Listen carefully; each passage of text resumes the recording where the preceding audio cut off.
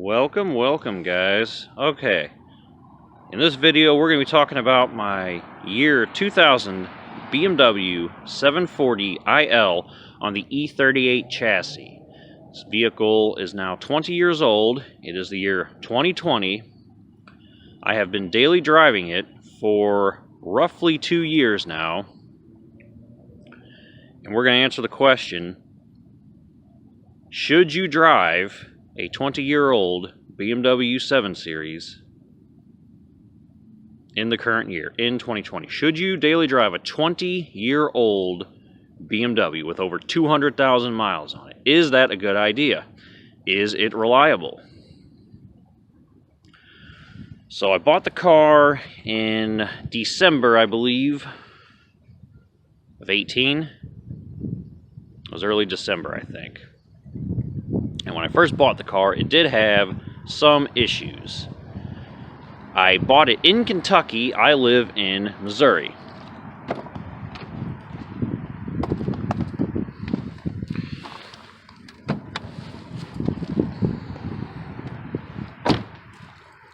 I drove the car the 300 and some odd miles back home without incident.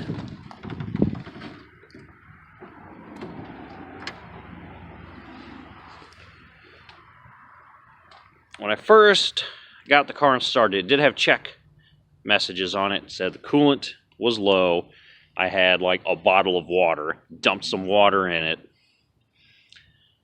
I had oil. There wasn't any of that timing chain slap rattle on startup.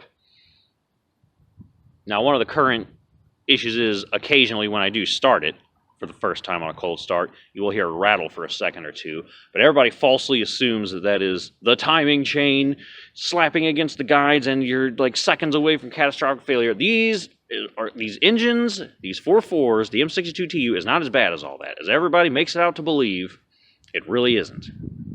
It is just the Vanos. It's got over 200,000 miles. All right, the check valve in the Vanos loses some oil pressure, so on startup you hear a little bit of a rattle. And then after a few seconds, between 1 to 3 seconds, it goes away. I can live with that. I'm not rebuilding the whole Vanos. But what I did do is, a little bit after driving it, the expansion tank exploded. That was probably my fault, though. I might have overfilled it a scotch. These are better left. Max on cold is perfectly level. So these, you would be better to have not enough than too much. Like in the case of this, see? Real wee bit though.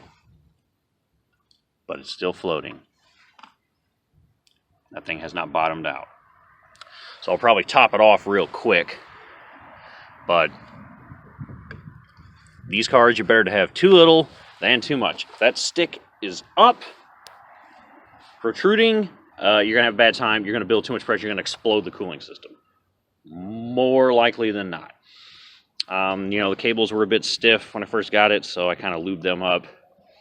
And we had a little bit of oil seepage issues around the valve cover, particularly that valve cover bolt right there. That guy. Vanos solenoid seals, and there's a little bit of seepage on the the lower oil pan. Probably the upper one too, but it wasn't like horrendous. A little bit of seepage, so I replaced the expansion tank after it exploded. I noticed the electric fan wasn't working, so I bought one from an E39 because they were cheaper. Put that on. Bought a new fan clutch. Put that on. So now we have proper cooling. And that scanner I used is what helped me diagnose that. It gave a code for electric fan activation failure. I haven't replaced anything else in the cooling system. I have replaced the timing chain tensioner, not because it was bad, but just because I don't know about it.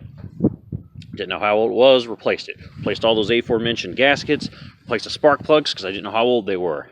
The coolant's been replaced, the transmission fluid was changed, not because the transmission had problems, but because I didn't know whether it had ever been changed or not. And then I've changed the oil a couple times since owning it. One obvious thing is that little door doesn't work. Not a big deal. I put that on. I rebuilt the entire suspension, all of it, front to back, everything. Every single piece, every ball joint, every bushing, everything has been replaced. I had replaced the wheel bearing on this side. It was a little noisy once I got into the suspension work of it. The paint's in pretty good shape. That dent right there is my own bad. That was when I was doing the ball joints on the control arm, and it popped off the knuckle, and it actually smoked my car like a million miles an hour. It flew like 20 feet up in the air and then landed back down. But, you know, other than the minor mechanical things, this car has not really let me down. I think the expansion tank exploded going to school one night, but I think I overfilled it. So that could have been my fault. I'm going to say 50-50 on that. It was probably old, but I probably shouldn't have put too much coolant in it. So, oopsie daisy, my bad. Haven't had to do anything with the brakes. They work fine. This fell off on me one day, so I had to buy a new one and paint it and put that on. I don't know if that's really a fault of the car, though, nor did it affect reliability. There is one thing that we still have to work on coming up, and that is going to be this door handle does not want to open when it's hot out and you have it parked in the sun. You have to use the remote to roll the windows down, reach in and open it that way. But in the cold and every other time, this thing works just fine. But over in the summer, we'll fix that.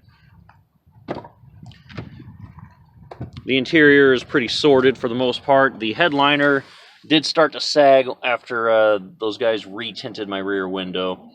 So $250 to pay the guy, and it kind of sort of matches the rest of the interior. Not 100%, but the interior itself is just fine.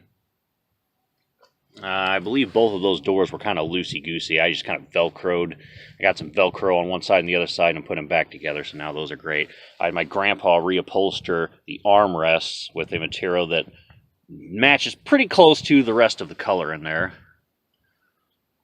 You know, I bought these floor mats. It didn't come with any floor mats in the front.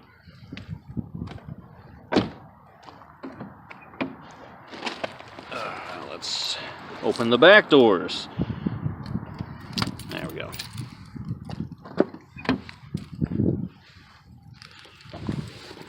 It's got the deals on each side, and that side does have the quarter mirror, or the quarter window. This one's missing on the side. I still need to get that sorted. But it did come with the floor mats in the back, and I put the other ones in there. It did come with the footrest still.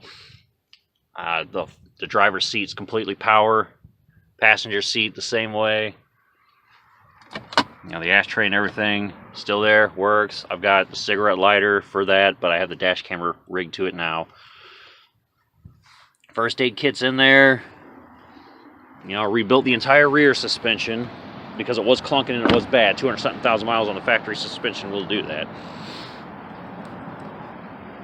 I replaced both rear taillights. This one did kind of absorb some moisture every so often when it rained really hard, but I ended up replacing both because I got crashed into by that chump with no insurance, so I went ahead and just bought 2 new taillight assemblies and put them in.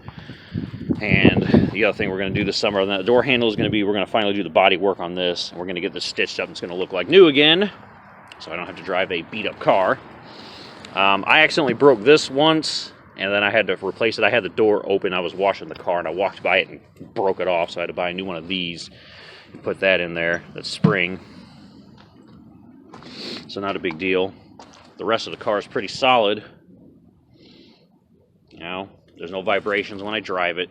It doesn't break down. It's not rusty underneath, surprisingly, with 200,000 miles. It was originally a California car, and then I'm guessing it went to Kentucky, and then I acquired it, put it in Missouri.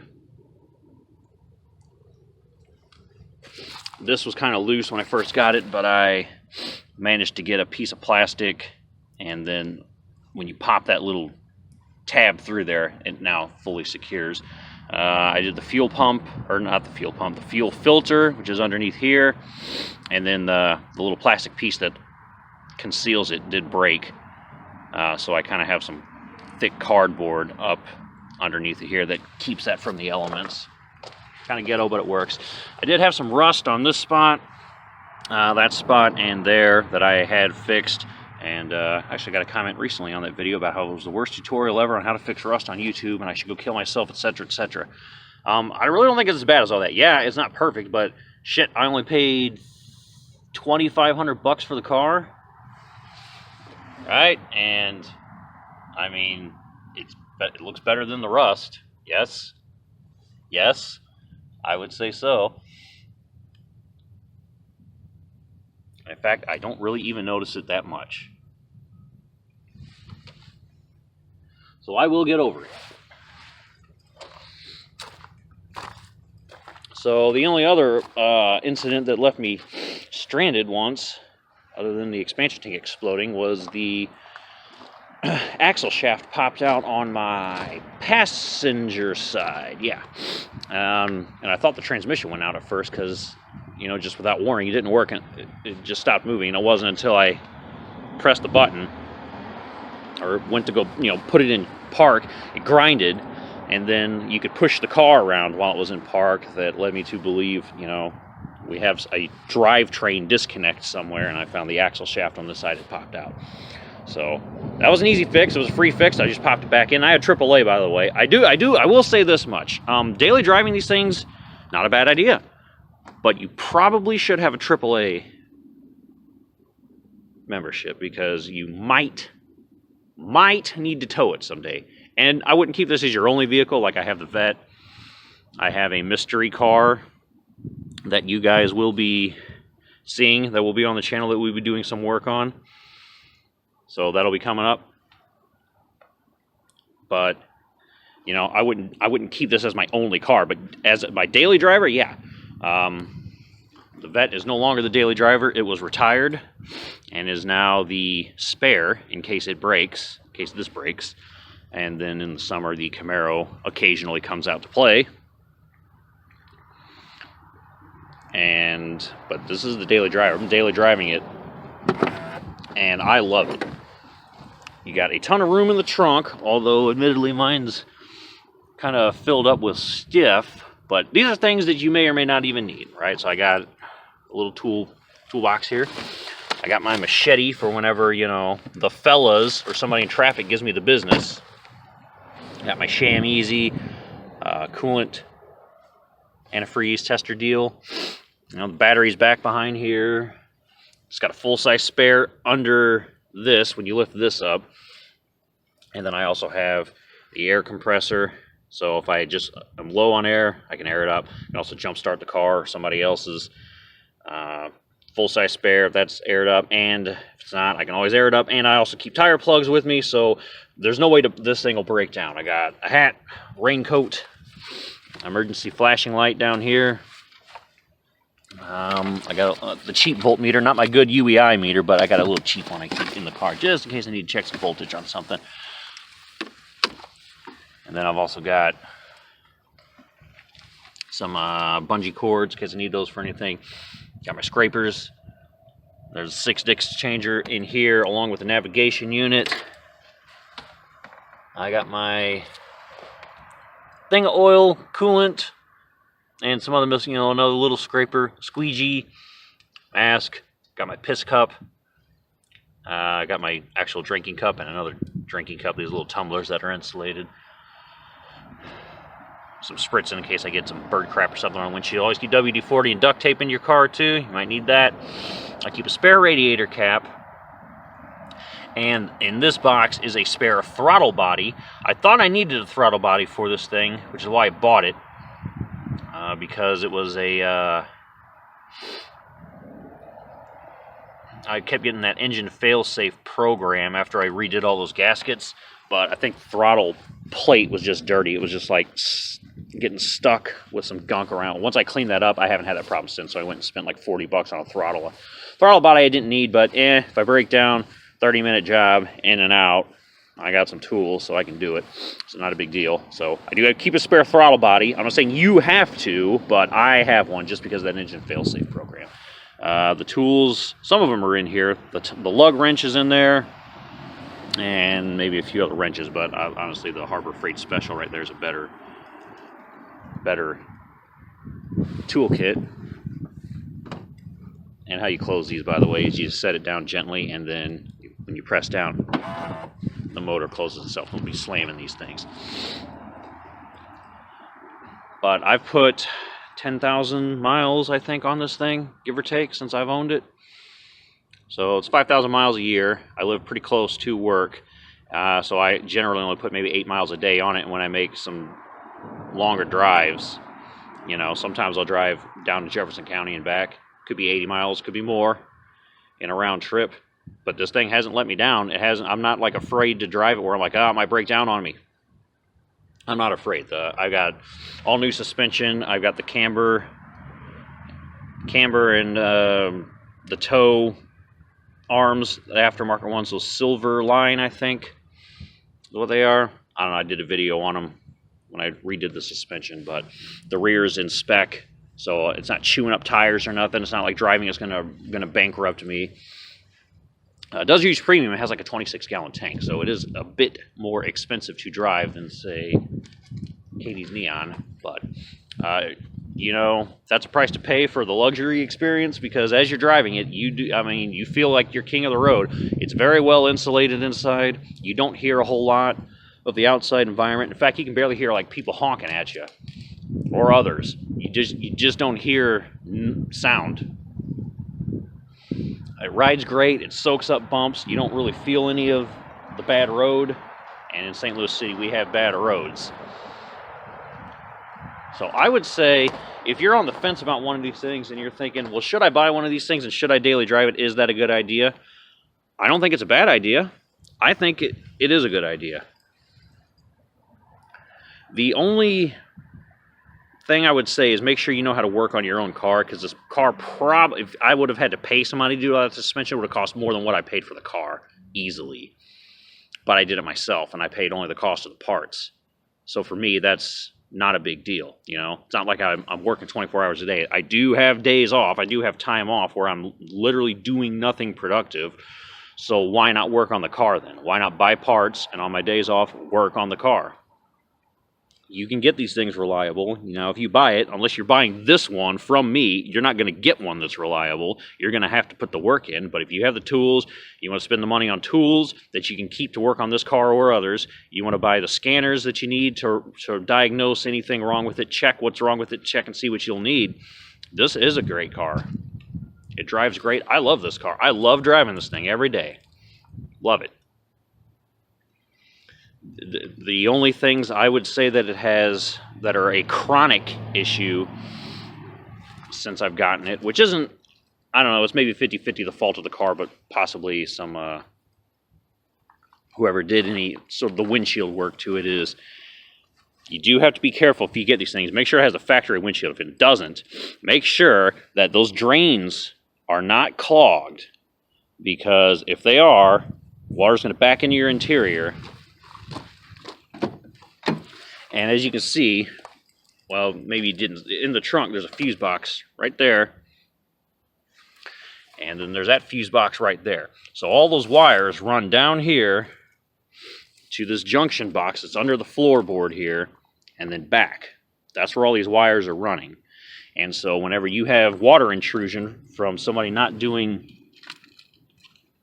a good job on installing your sunroof, and or they do a botched job on it, water is going to leak down here onto the floorboard. It's going to pool up, and then you'll know because you'll lift this up, well, or whatever, and it'll be, Kitty left her gun in here.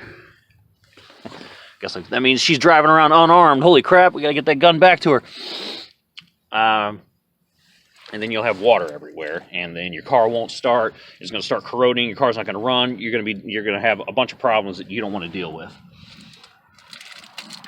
But that's the only chronic issue that plagues this car, and I don't know if you want to consider that some sort of manufacturing defect.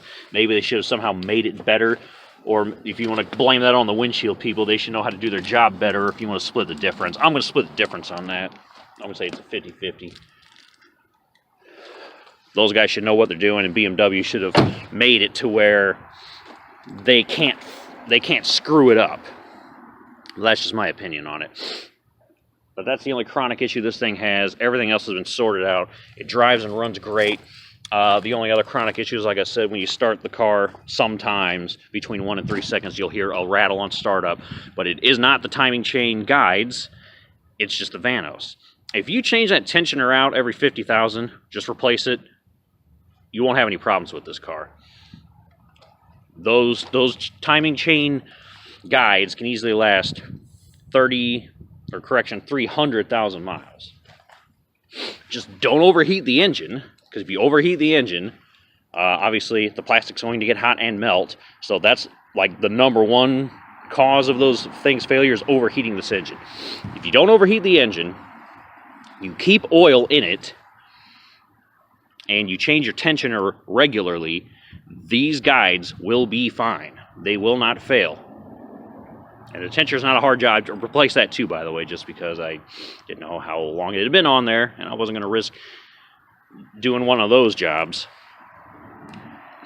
But that's all I really have to say about it. Is that's been my 2-year experience, 10,000 miles, roughly 5,000 a year.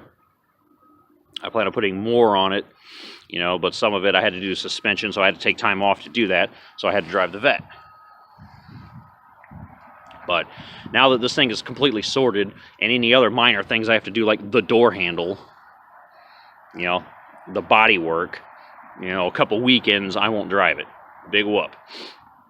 So I don't see why you can't drive this thing 5,000 or more miles a year. You could probably drive even more if you wanted to.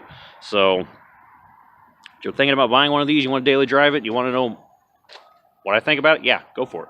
Find one, buy it, and if you can work on the car, then do that. Work on your own car, you'll daily drive it, you'll know the work's been done proper, and you will feel great driving this car. So I hope this was informative and helpful, and if you were wondering how my experience has been, what your experience could be, that's it. Thanks for watching, guys. Peace.